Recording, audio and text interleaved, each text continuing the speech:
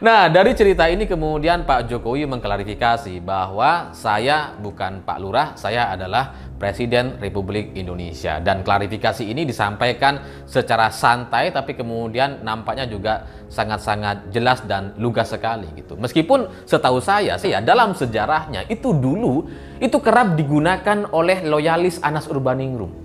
Karena bagi Anas gitu ya, SBY itu adalah lurah, bukan presiden. Lurah Cikeas gitu ya, Lurah Hambalang dan sebagainya gitu ya. Demokrat kepanasan, sindir Jokowi soal pidato Pak Lurah, dinilai cuma lip service, gini amat ngebet jadi penguasa. Ditulis oleh tim redaksi jurnal, dikutip dari berbagai sumber. Jadi ketika sekarang sudah diklarifikasi dan dibantah oleh Pak Jokowi bahwa dirinya bukan Pak Lurah, bagi saya itu menjadi satu penegasan bahwa memang berbeda sekali antara SBY dengan Pak Jokowi. Yang satunya lurah, yang satunya beneran Presiden Indonesia. Pak Jokowi tadi mengatakan bahwa katanya ada rumor partai ini ke sana diperintahkan Pak Lurah, partai ini ke situ perintahkan Pak Lurah, dan Pak Jokowi tidak mengakui hal itu. Nah, kalau dikaitkan dengan gonjang-ganjing dinamika Pilpres tahun 2024 ini menarik.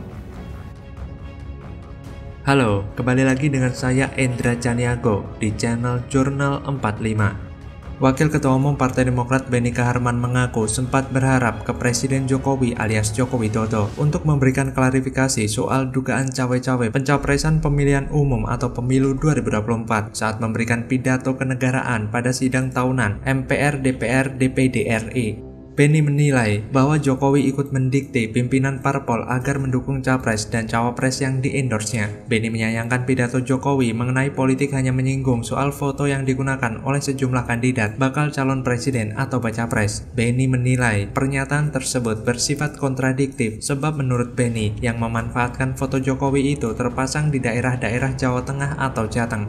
Bahkan Benny menganggap pernyataan Jokowi yang enggan dipanggil Pak Lurah hanya sebatas lip service. Dia menilai akan lebih bagus apa yang dikatakan sesuai. Diketahui, Jokowi juga menyinggung ihwal foto dirinya yang sering dimanfaatkan capres untuk mendulang suara. Jokowi mengaku sering melihat foto dirinya dipajang bersama capres tertentu di sejumlah daerah. Melihat respon Demokrat itu, saya menduga Demokrat sedang kepanasan. Demokrat gerah dengan manuver yang diambil oleh Presiden Jokowi. Saya melihat pidato Pak Jokowi itu sepertinya tidak menggunakan teks, langsung dari pikirannya dituangkan dalam bentuk verbal. Dan apa yang disampaikan Pak Jokowi adalah seperti curhatan yang selama ini dipendamnya, dan saya pikir memang sudah waktunya Pak Jokowi mengatakan semua itu, apalagi tidak lama lagi akan terjadi pergantian presiden. Namun sebenarnya saya melihat bahwa pidato presiden ini adalah sebuah sinyal yang sangat jelas sekali. Pak Jokowi seperti memberikan isyarat bahwa beliau sudah berusaha untuk menenangkan dan menyatukan keterpecah belahan anak-anak bangsa. Tapi meskipun begitu, masih saja banyak pihak yang masih tidak suka dan menyerang dengan fitnah keji. Meskipun Jokowi benar melakukan endorse, sepertinya Jokowi mempunyai strategi khusus di balik itu.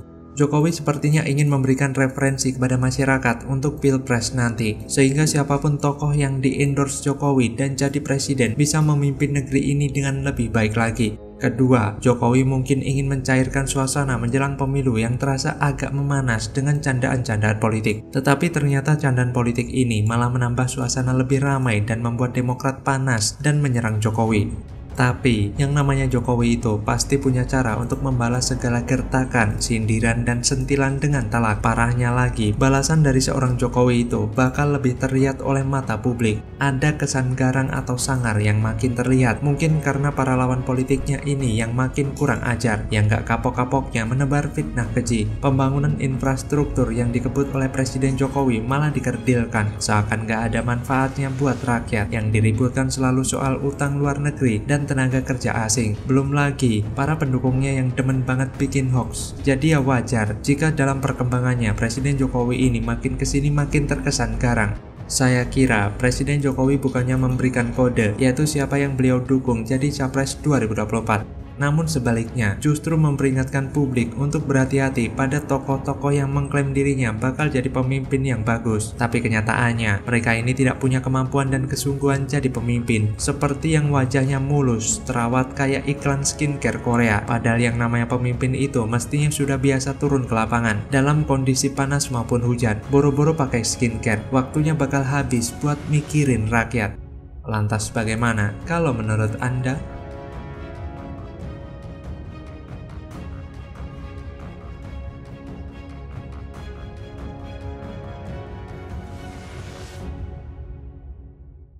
Saya kan punya kritik kepada Anies Baswedan dan Nasdem karena terlalu cepat menggalang anasir-anasir yang bisa membuat pertengkaran itu semakin meruncing secara tidak rasional. Tidak rasional itu biasanya gagasan tidak dianggap penting, tapi perasaan yang dianggap penting.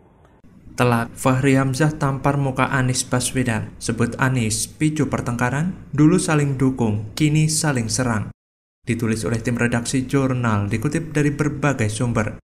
Dalam situasi polarisasi yang sangat tajam sekarang ini, siapapun nggak bisa main abu-abu. Hitam ya hitam, putih ya putih. Nasdem mencoba bermain di area abu-abu, tapi salah. Yaitu mencoba meminimalkan polarisasi dengan berada di tengah antara para pemilih yang pro NKRI dan pemilih yang ingin menjadikan negara ini negara agama. Halo, kembali lagi dengan saya Endra Caniago di channel Jurnal 45. Wakil Ketua Umum Partai Gelombang Rakyat atau Gelora Indonesia, Fahri Hamzah mengkritik bakal calon presiden atau capres dari Partai Nasdem, Anies Baswedan. Anies disebutnya terlalu cepat menggalang anasir-anasir pertengkaran di publik. Pasalnya, Anies dianggap tak kedepankan politik gagasan, justru malah mengedepankan politik perasaan yang membuat pertengkaran semakin meruncing secara tidak rasional. Sebab setiap pertengkaran tidak rasional itu biasanya gagasan tidak dianggap penting, tapi perasaan yang dianggap lebih penting. Hal itu disampaikan Fahri Hamzah menanggapi hasil riset digital Gelora pertamanya yang memotret gagasan 3 bakal calon presiden atau baca pres dalam acara Rakernas Asosiasi Pemerintah Kota Indonesia atau APEKSI yang telah berlangsung di Makassar, Sulawesi Selatan pada 12-14 Juli 2023.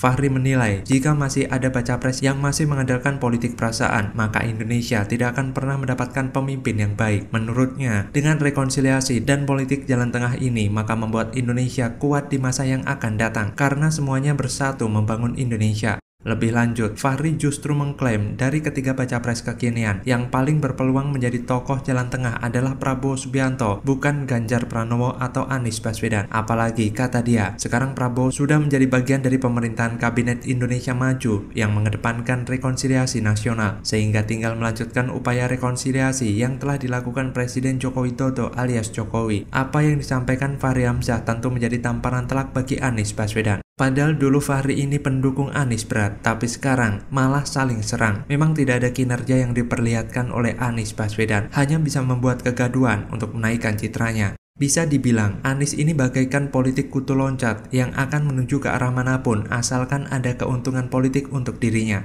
Ya, sejak namanya mulai diperhitungkan dalam kancah politik, setidaknya di Jakarta pada Pilgub 2017 kemarin, sosok Anies Baswedan ini memang ngeselin. Awalnya memang beliau terlihat soleh, cakap bicara, dan bisa dianggap pintar karena mungkin waktu itu publik terkesima oleh kemampuan olah katanya. Namun, tetapi semakin kesini, kapasitas orang ini sekaligus tabiatnya semakin terbuka. Bahkan sudah menjadi rahasia umum, ternyata nggak seperti yang orang kira. Saat ada partai sembrono yang berbaik hati mau mengusungnya sebagai bakal capres 2024 pun, sosok Anies masih juga dirasa bikin risih karena banyak maunya. Juga kayak anak ABG yang mudi sehingga gampang berubah maunya. Secara posisi, sebenarnya jika dibandingkan Prabowo Subianto, apalagi dibandingkan dengan Ganjar Pranowo, yang paling lemah ya kubu Anies ini, termasuk koalisi Nasdem, PKS, Demokrat, yang diprediksi akan bubar jalan, kecuali mereka menemukan kesepakatan yang bisa menengahi semua konflik kepentingan yang ada. Cuma yaitu, ego siapa yang mau dikorbankan karena masing-masing pihak seperti keras kepala dan ingin memaksakan kehendak kepada yang lain, termasuk Anies yang bisa dibilang mbak anak pungut yang bisa dimanfaatkan oleh koalisi partai demi kepentingan mereka. Kalau misalnya beneran maju pada Pilpres 2024 dan menang.